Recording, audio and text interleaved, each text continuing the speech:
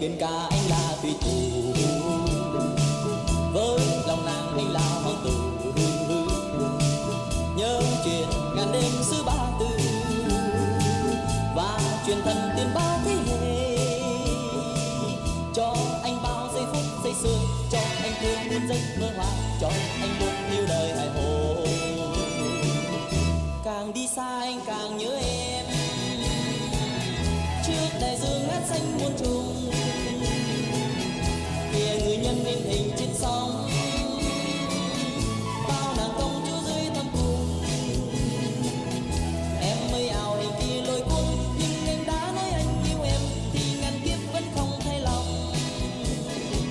Với biển cả anh là thủy thủ, với lòng nàng anh là hoàng tử.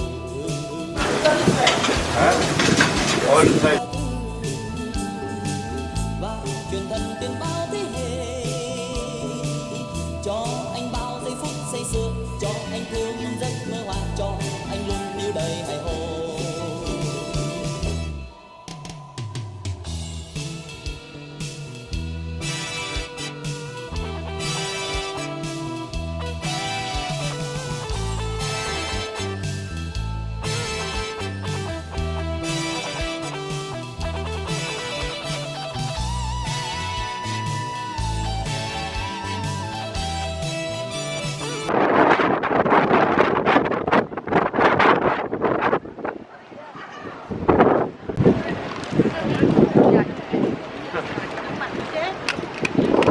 Or fame, but they were having a good time, and you all know of them.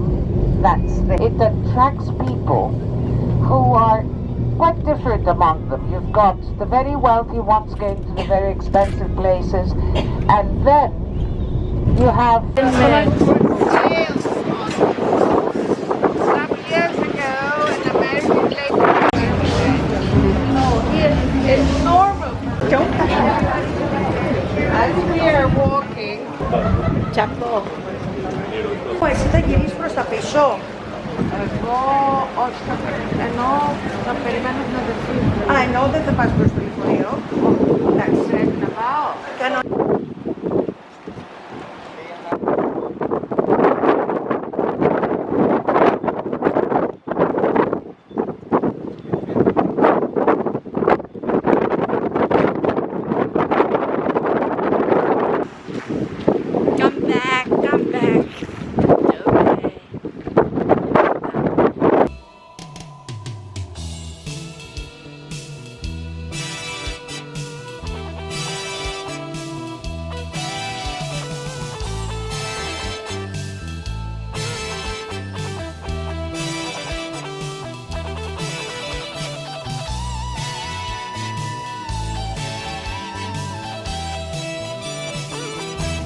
Biển cả anh là thủy thủ, với lòng nàng anh là hoàng tử. Nhớ chuyện ngàn đêm xứ Ba Tư và truyền thần tiền bao thế hệ, cho anh bao giây phút giây sương, cho anh theo muôn giấc mơ hoa, cho anh luôn yêu đời hài hồ. Càng đi xa anh càng nhớ em, trước đại dương ngát xanh muôn trùng, kìa người nhân in hình trên sóng, bao nàng công chúa dưới thâm cung. Em mới ảo hình kia lôi cuốn, nhưng anh đã nói anh yêu em thì ngàn kiếp vẫn không thay lòng. Với biển cả anh là thủy thủ, với lòng nàng anh là hoàng tử. Nhớ chuyện ngàn đêm xứ Ba Tư và truyền thần tiền bao thế hệ, cho anh bao giây phút giây sương, cho anh theo muôn giấc mơ hoa, cho anh luôn yêu đời hài hồ.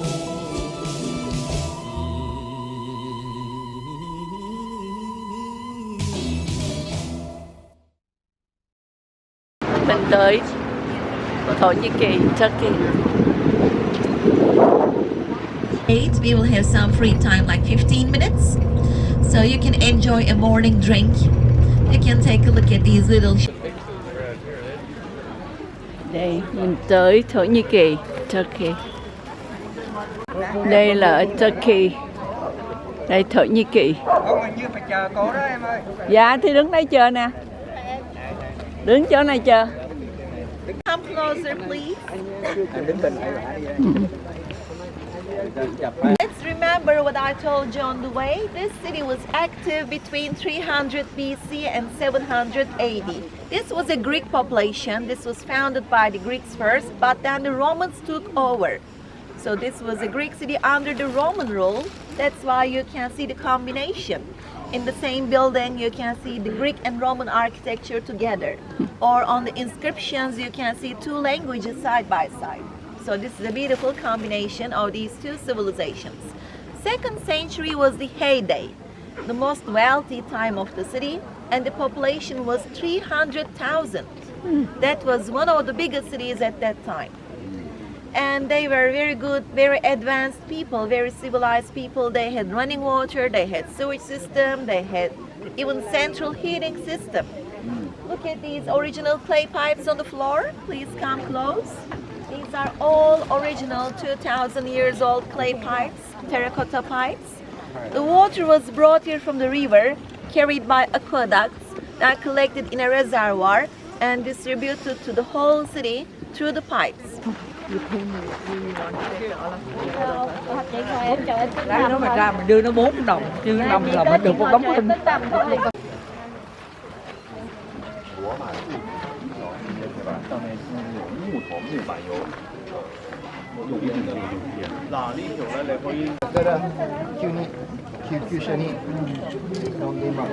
Thank you.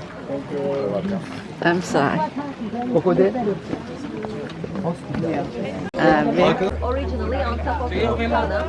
This gate was the separation between the official part and the residential part. So from now on, this is where the people live. Originally on top of the column. This gate was the separation between the official part and the residential part. So from now on, this is where the people live.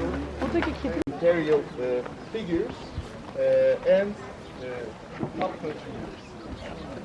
Top donators. So, sponsors, yes. Okay, everybody, did you think about Roman, take the picture and then come closer to me, please, after your pictures. Okay. I would like to show you some details. Roman Emperor's Hadrian Temple. This is Hadrianus Temple, who visited Ephesus 200 AD. Roman Emperor Hadrian, he loved traveling, and he spent most of his time traveling all around the world. So he loved traveling because he wanted to solve the problem within the empire by visiting the place. He didn't want to solve the problem by so many things. They had the grand big one. This one had a wooden roof on top because they wanted the sky was in condition. The upper seats were all reconstructed, but the lower seats are also. There are 2 tunnels on both sides to go to the upper.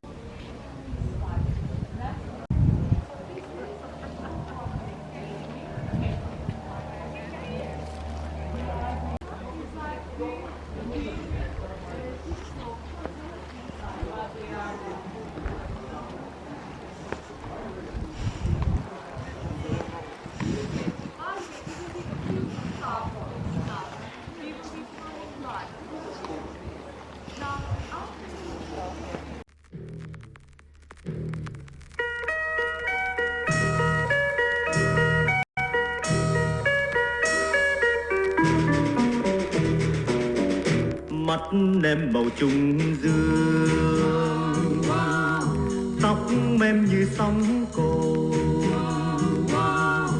gió nhẹ tựa như hơi thở của người yêu, buồn mà duyên dáng. Anh là thủy thủ mang lòng biển cả trao về tình em, đã đành em yêu anh, sao bằng anh thương em, như biển đông lái lang,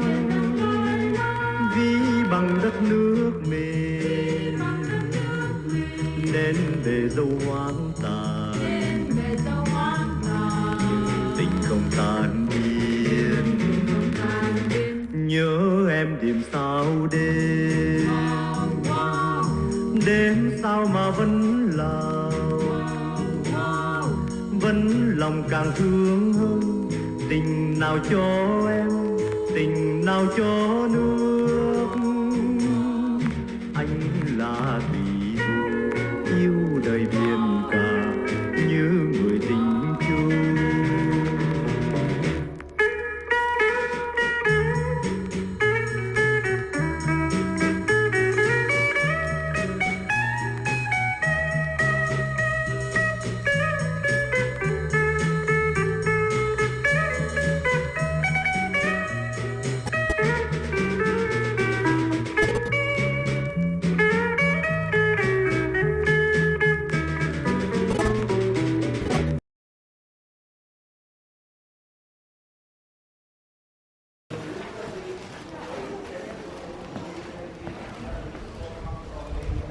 Thật lớn dễ sợ.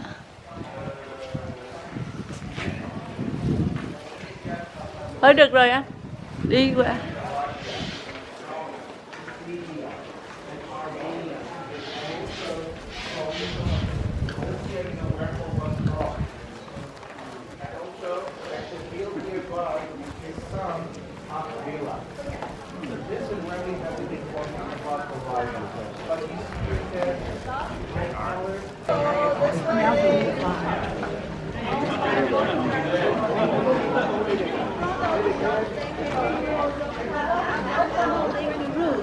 To provide shelter for the people.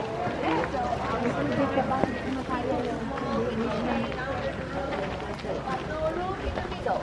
This was all open-air market, and the merchants who were trading with Greece, Italy, North Africa, Egypt, Asia, they could bring their goods directly from the ships to the market. The harbor was very close, you know, so they could come from the harbor to the marketplace. In one corner they could sell fruits and vegetables, in another corner homemade wine, olive oil, spices, another place for jewelry, textiles, for animals, whatever brought you from all over. So this was the commercial agora.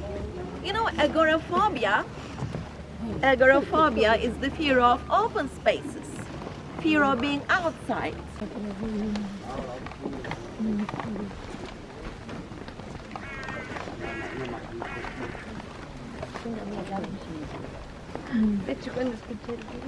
Few days ago, so when I was walking in the street down there, passing nearby the statue of a man without a head, I told my guests that was my ex-husband, and he heard what I said. The man without a head is my ex-husband.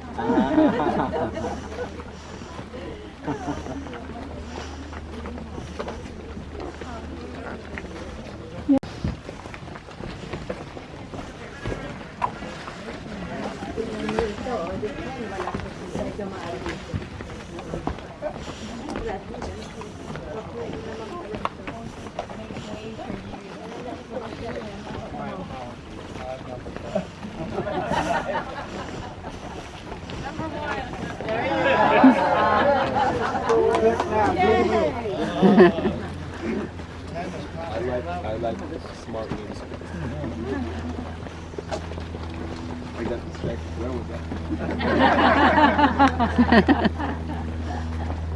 Oh.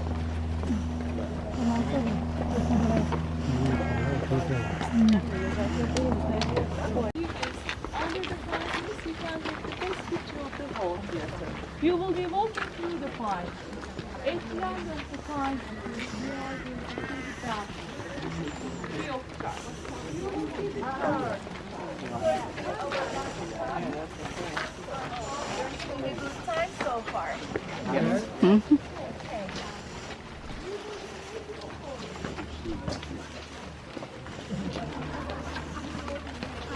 Let's stop here in the shade of this pear tree. You can see lots of pears on the tree.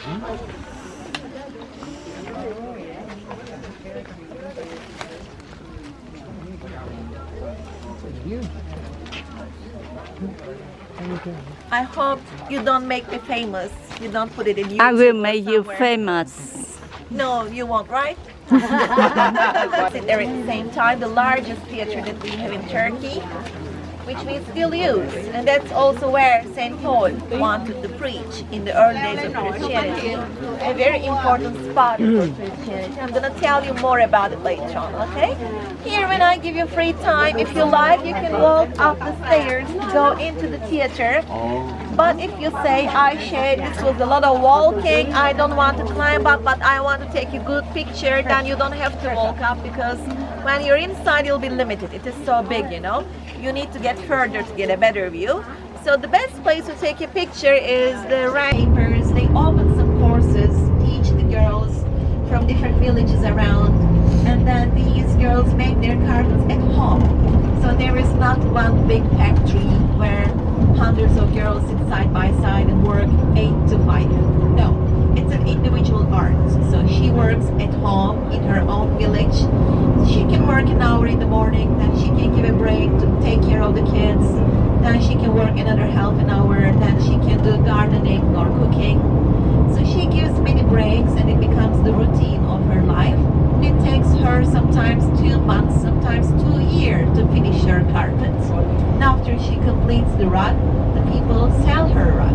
So here in this place, they have a huge collection from different villages, from different regions, from different families, which all have different designs, different traditional patterns, different color combinations and materials. That's why they provide this presentation to show you this art. Because when you see the Turkish famous rugs only in the shops, in the corner shops, in the downtown, it's just the furniture for you. But when you see how they're woven, this time you understand how much labor goes for it, you know, patience, labor. So they become an art piece, just like paintings, because they're all handmade, you know. So I believe you'll all appreciate seeing this, and I believe you'll all enjoy seeing these rugs. And also a gentleman who is going to be our new guide for a short time will show you not only the looms and girls, but also how they get the silk out of the cocoon. As Turkey is one of the biggest silk producer countries, we have a big silk farm in the north. So they will make this presentation, which is going to be quite interesting. Because you need to touch to feel the texture. They all change colors. That's why you have to be there to purchase a carpet. So at the end of the show, there is no obligation, but they hope that maybe they can create an interest. And if there is an interest, this is the best thing to take from Turkey. And this is the right place to get it, because they give you the certificate of authenticity. So you can be sure that if they say silk, it is a silk carpet. If they say handmade, 100% handmade. Or if they say natural dyes, you can be sure about all the details. They give you the certificate of authenticity. And they do free shipping to your home address as well, because most of the people, they don't want to carry the carpets. All right. We'll give you a great idea about how much work and effort goes into first, and then show you an example around. This is actually family cottage industry in this country. They do it in houses on their own looms in many different regions, because very old art part of the culture, passing from mother to daughter. 90% ladies, 10% men. To me, it means 90% of the ladies having more patience than the men. That's what I believe. Part of it is rolling on finish it. As soon as they put first horizontal thread on top of the nuts, they beat the nuts down by the iron hook. By that way, they tighten the nuts, give the pile of the carpet an angle. Because of the angle of the pile, you get color change on a handmade rug. One side reflecting lights, the other side won't.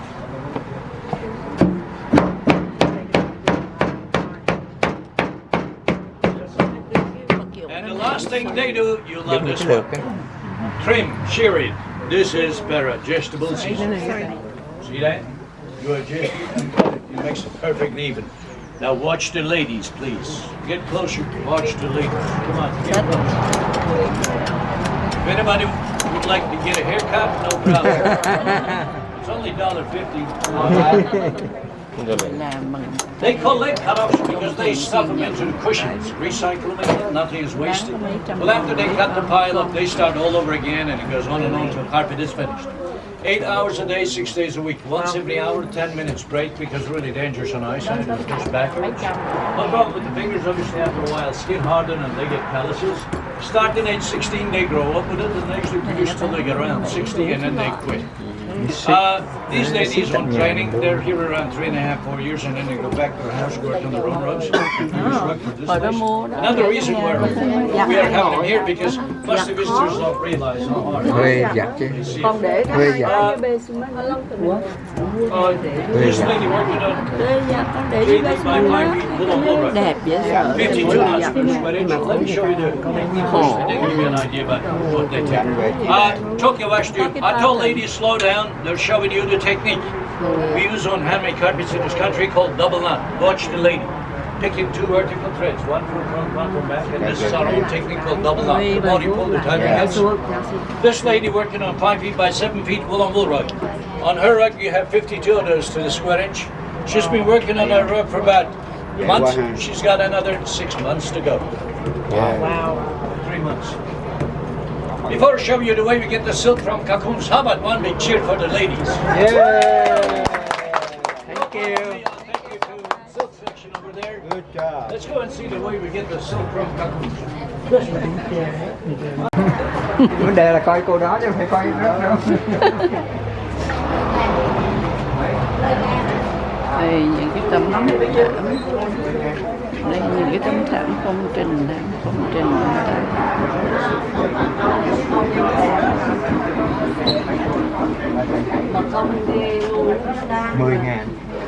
$10.000 đô, 10.000 đô hay 10.000 euro. Đây là một cái tấm thảm 10.000 đô nè.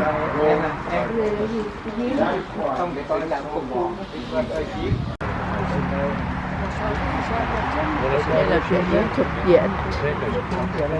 I'll tell you what, you guys allowed to use your camera, allowed to take a picture of the section, but not allowed to copy the technology. I'm only joking, not serious. You can start your own business if you want to, no problem. We are producing our own silk in western Turkey, a town called Bursa. Bursa is a town outside of Istanbul, just about 4 hours away from Istanbul. By drive, Bursa is the only town in this country where families producing silk. Section here just for you. We're not producing the thread here. We're not producing the silk here, just to give you an idea about the process. Now, we feed silkworms with mulberry trees leaves. Feed them for about 6 weeks and they get just about this big around. 6 weeks later, they stop eating and winding themselves with natural fiber silk, kind of hiding themselves in cocoons like this for about 2 weeks. And in 2 weeks' time, silkworm turns to a moth in the cocoon. 2 weeks later, moth-eaten piece of cocoon getting out, laying eggs. We'll let just about 35% live for new process.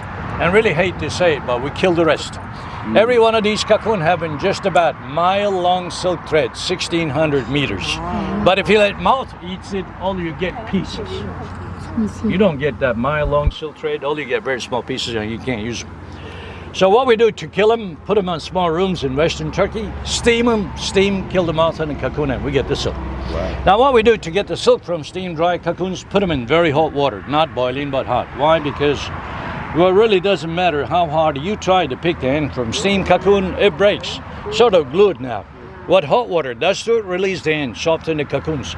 And what she does to pick the ends of cocoons in the water, this is the most interesting part of the story of it. I want you all to get your cameras ready. This is the only thing you need, brush. She brushed the cocoons in the water, pick the ends. Wait till she lift the ends up and you take the picture. Come on. Okay. Lady picking the ends of cocoons.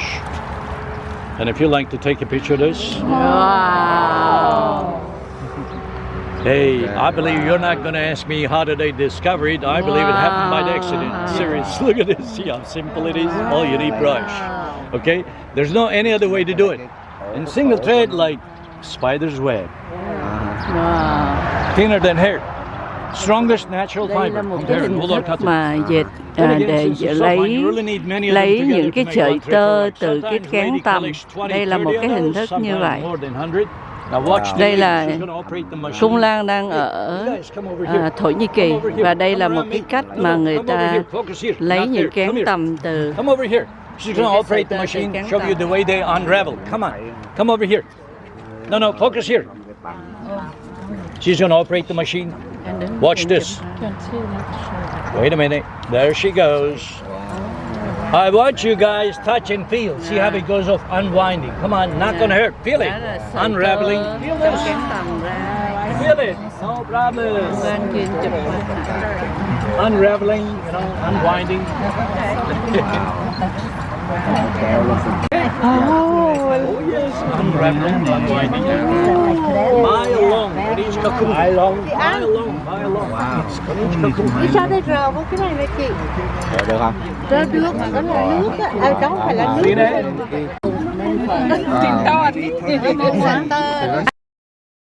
This is a very good copy. Copy of the oldest copy of the world ever. Two ladies, 14 months' work. An abstract. Like that. Not traditional at all. I have no idea about it. Look at that. 2 years work. 2 years! Đây là họ trình bày những cái loại thảm, các kiểu khác nhau, các hình thức khác nhau.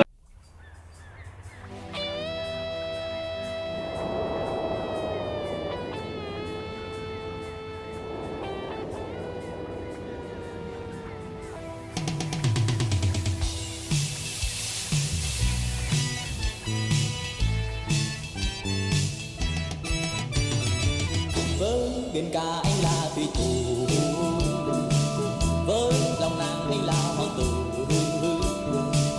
Nhớ chuyện ngàn đêm xứ Ba Tư và truyền thần tiên bao thế hệ, cho anh bao giây phút say sưa, cho anh thương muôn giấc mơ hoa, cho anh luôn yêu đời hải hồ. Càng đi xa anh càng nhớ em, trước đại dương ngát xanh muôn trùng, kìa người nhân in hình trên sóng, bao nàng công chúa dưới thâm cung. Em mới ảo hình kia lôi cuốn, nhưng anh đã nói anh yêu em thì ngàn kiếp vẫn không thay lòng.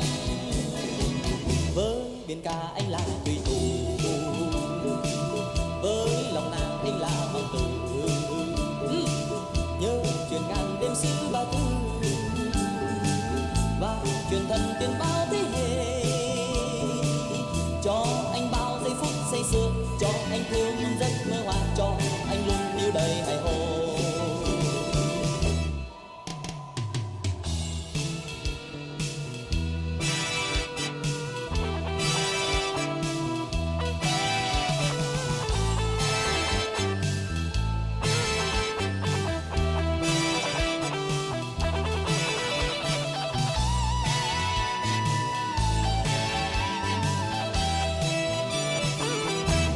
Biển cả anh là thủy thủ,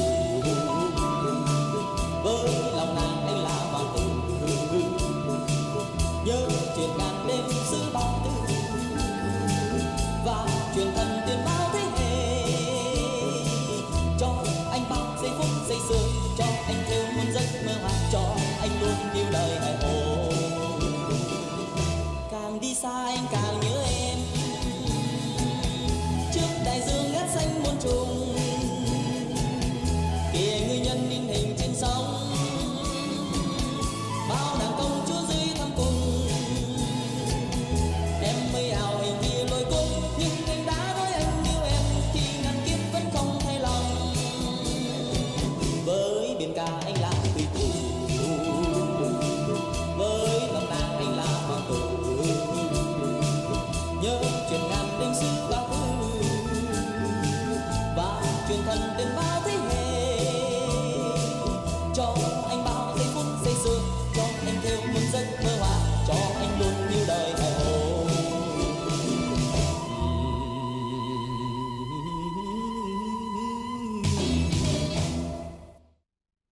Ship is leaving now.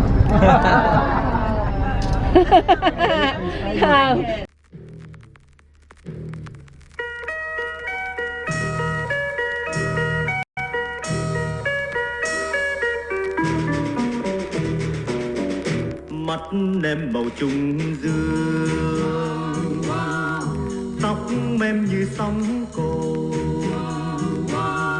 gió nhẹ tựa như hơi thở của người yêu, buồn mà duyên dáng. Anh là thủy thủ mang lòng biển cả trao về tình em, đã đành em yêu anh. Sao bằng anh thương em như biển đông lai lang, ví bằng đất nước mềm nên về dấu hoang tàn, tình không tan biến. Nhớ em đêm sao đêm, đêm sao mà vẫn lòng càng thương hơn. Tình nào cho em, tình nào cho nước. Anh là thủy thủ yêu đời biển cả như người tình chung.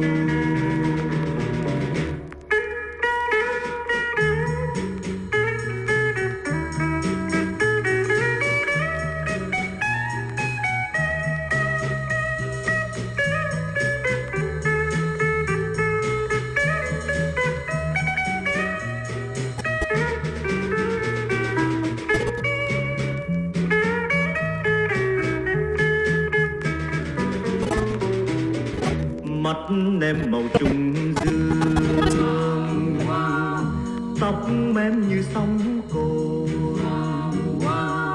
gió nhẹ tựa như hơi thở của người yêu, buồn mà duyên dáng. Anh là thủy thủ mang lòng biển cả trao về tình em, đã đành em yêu anh. Sao bằng anh thương em như biển đông lai lang, ví bằng đất nước mềm nên bề dâu hoang tàn, nhưng tình không tan biến. Nhớ em đêm sao đêm, đêm sao mà vẫn lòng càng thương hơn. Tình nào cho em, tình nào cho nước.